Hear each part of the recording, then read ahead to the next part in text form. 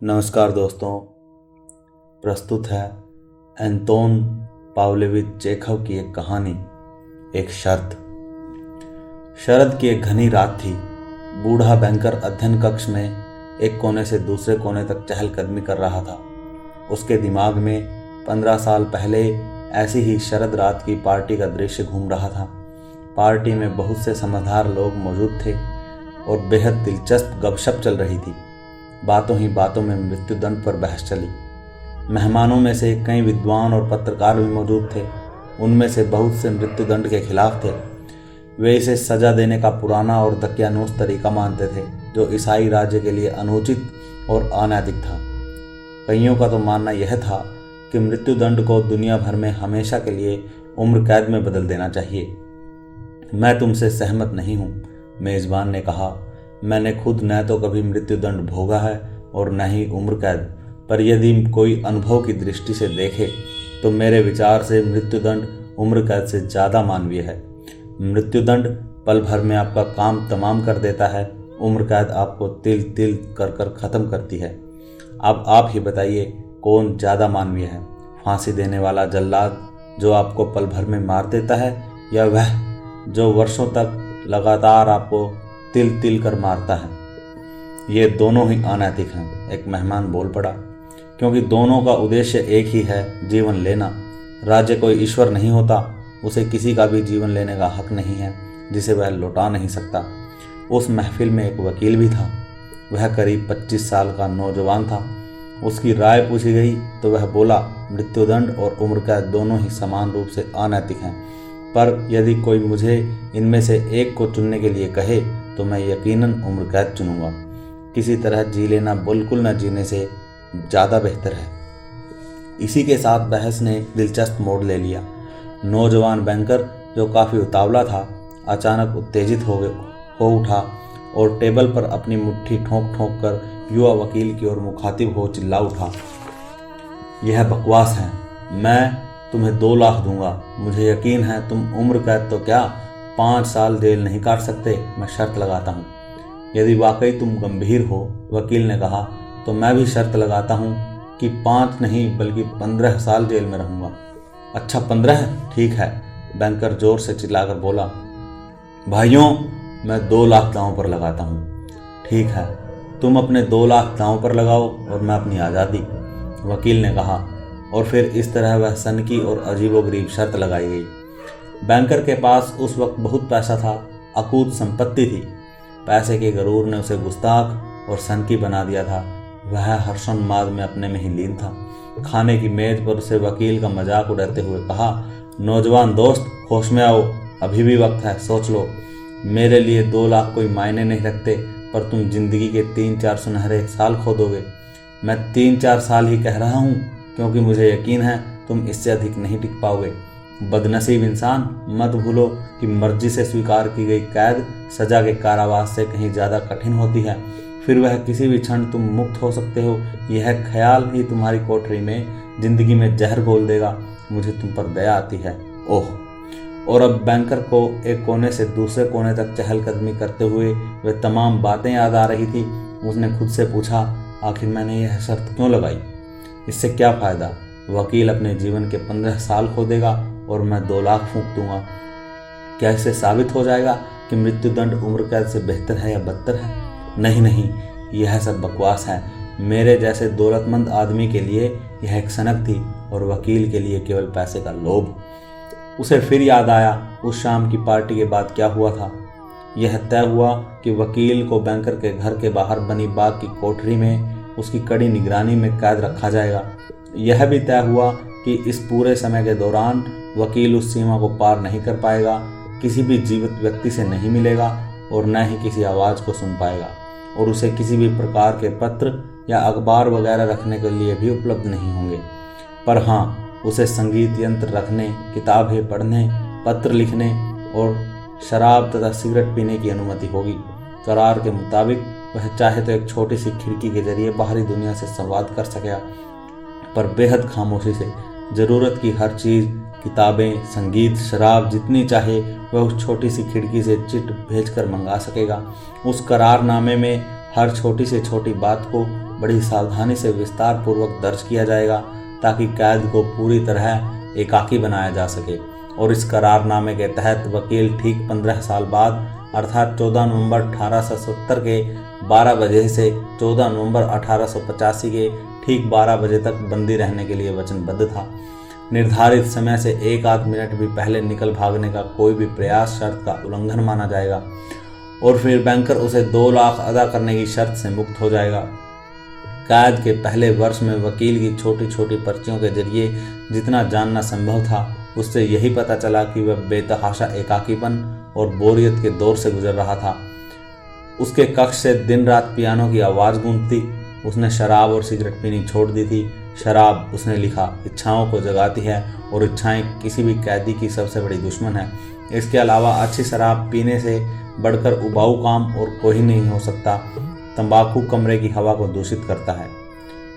पहले वर्ष के दौरान वकील को हल्की फुल्की किताबें भेजी गईं, जटिल प्रेम घटनाओं वाले उपन्यास, अपराध और काल्पनिक जगत की कहानियां, हास्य कहानियां और ऐसी ही कुछ किताबें।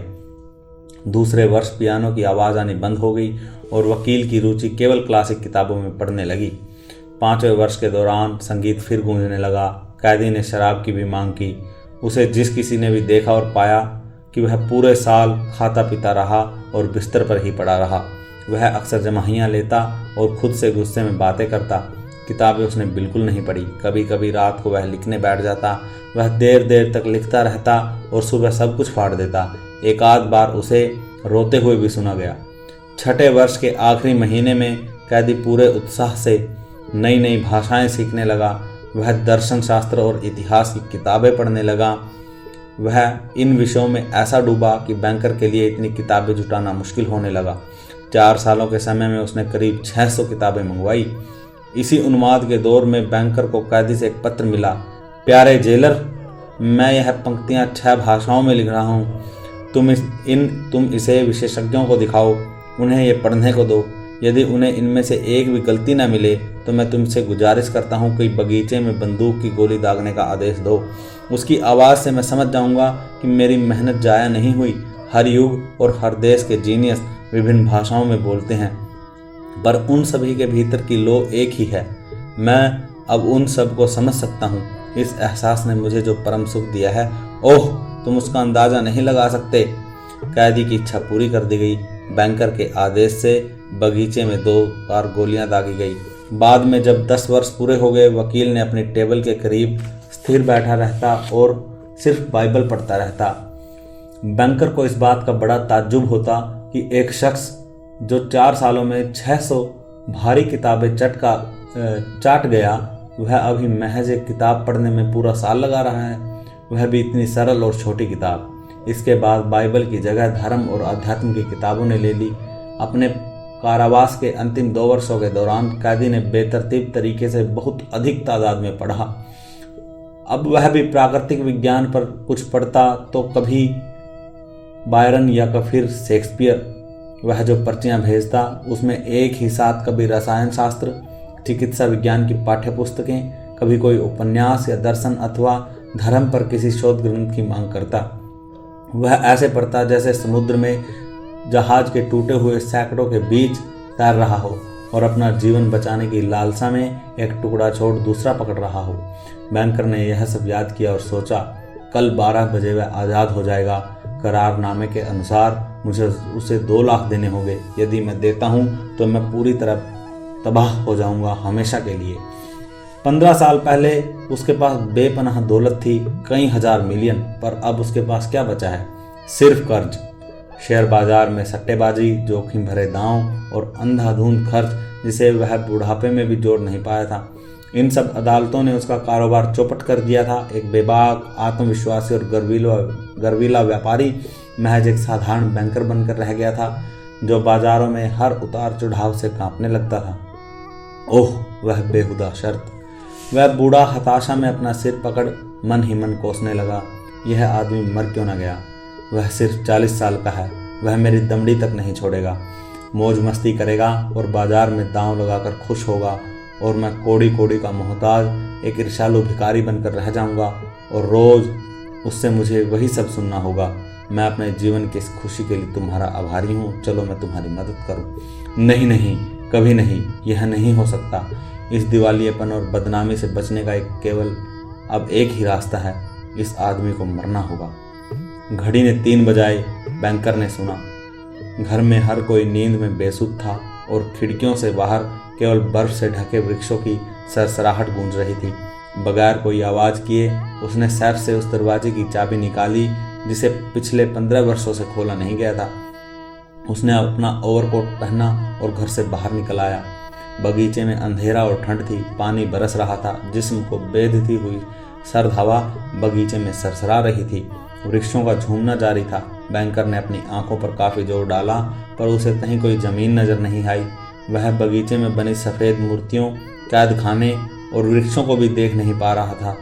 उस कैद खाने की ओर बढ़ते हुए उसने 2 बार वॉचमैन को आवाज दी, जवाब नहीं मिला। जाहिर था कि खराब मौसम से बचने के लिए वह रसोई अथवा ग्रीन हाउस के किसी कोने में जा सोया था। यदि मैं अपने इरादे को पूरा करने का साहस जुटा लेता हूँ तो सबसे पहले वॉचमैन पर ही शक किया जाएगा, बूढ़े बैंकर ने मन ही मन सोचा।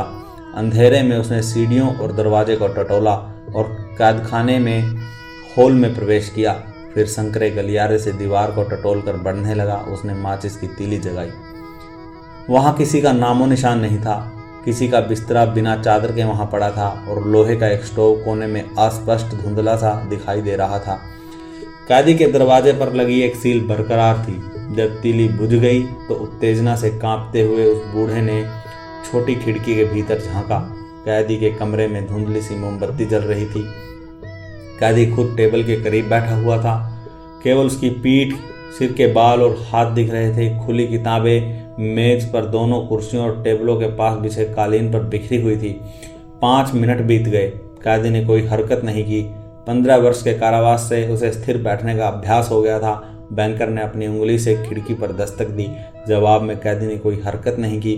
फिर बैंकर ने सावधानी से दरवाजे की सील तोड़ दी और ताले में चाबी घुमाई। जंग लगे ताले से एक कर्कश सी गुर्राने जैसी आवाज निकली। दरवाजा चरमरा उठा। बैंकर को तत्काल आश्चर्य भरी सिसकारी और किसी के कदमों की आवाज सुनने की पूरी उम्मीद थी। 3 मिनट बीत गए पर भीतर पहले जितनी ही निस्तब्धता छाई रही। अब उसने अंदर घुसने का इरादा किया। मेज के समीप एक आदमी बैठा हुआ था। किसी सामान्य आदमी से बिल्कुल अलग वह नरकंकाल था। चमड़ी खींची हुई, महिलाओं की तरह लंबे बाल, घुंघराले रूखे, खुरदरी सी दाढ़ी। उसके चेहरे का रंग पीला पड़ गया था, बिल्कुल धूसर जमीन की तरह। गाल अंदर धंस गए थे, पीठ लंबी और पतली और हाथ जिस पर वह अपने घने बालों वाला सिर झुकाकर लेटा हुआ था इतना पतला था कि उसे देखना बेहद कष्टदायक था। उसके बालों में सफ़ेदी चमकने लगी थी और उस बूढ़े से लगने वाले जर्जर शरीर को देखकर यह यकीन करना मुश्किल था कि वह सिर्फ 40 साल का है। मेज पर उसके झुके हुए सिर के पास ही एक कागज रखा था जिस पर बहुत छोटे छोटे अक्षरों में कुछ लिखा हुआ था। बेचारा शैतान, बैंकर ने सोचा। वह सोया है और शायद करोड़ों के सपने देख रहा है। मुझे बस उसके अर्थ मरणासन शरीर को बिस्तर पर फेंकना होगा, 1 मिनट तकिए से दबाना होगा और किसी भी तरह जांच से यह सिद्ध नहीं हो पाएगा कि उसकी मौत सामान्य ढंग से नहीं हुई है, पर पहले देख लिया जाए कि उसने यहाँ क्या लिख कर रखा है। बैंकर ने मेज से कागज उठाया और पढ़ने लगा। कल आधी रात को ठीक 12 बजे मैं आज़ाद हो जाऊंगा और लोगों से मिलजुल सकूंगा, पर यह कोठरी छोड़ने और सूरज देखने से पहले मैं आपसे कुछ कहना जरूरी समझता हूँ। मैं अपने पूरे होश हवास और ईश्वर को साक्षी मानकर यह घोषित करता हूँ कि मैं आज़ादी, जिंदगी और खुशहाली तथा तुम्हारी किताबों में दर्ज दुनिया की तमाम खुशियों से नफरत करता हूँ। 15 सालों तक मैंने बड़ी मेहनत से सैकड़ों किताबें पढ़ी और इस दुनिया के बारे में जाना। सच तो यह है कि मैंने इन किताबों में ही दुनिया की हर चीज़ को देखा।